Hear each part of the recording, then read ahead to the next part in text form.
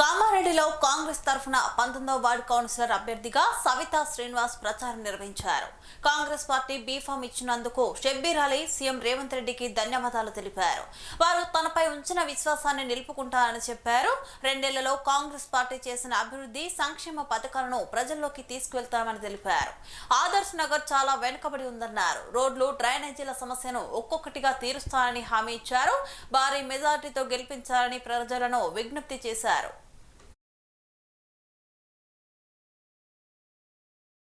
Social మీడియాలో కూడా పెట్టండి.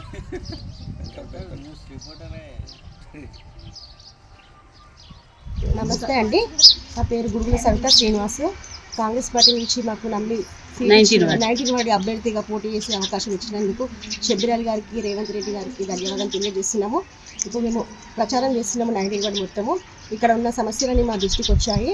మమ్మల్ని గెలిపించి మీ ఆశీర్వాదంతో మమ్మల్ని గెలిపించిన తర్వాత మీ సమస్యలన్నీ పరిష్కరిస్తామని అందరికీ మనవి చేస్తున్నాము. భారీ మెజార్టీతో గెలిపించాలని ప్రజలందరికీ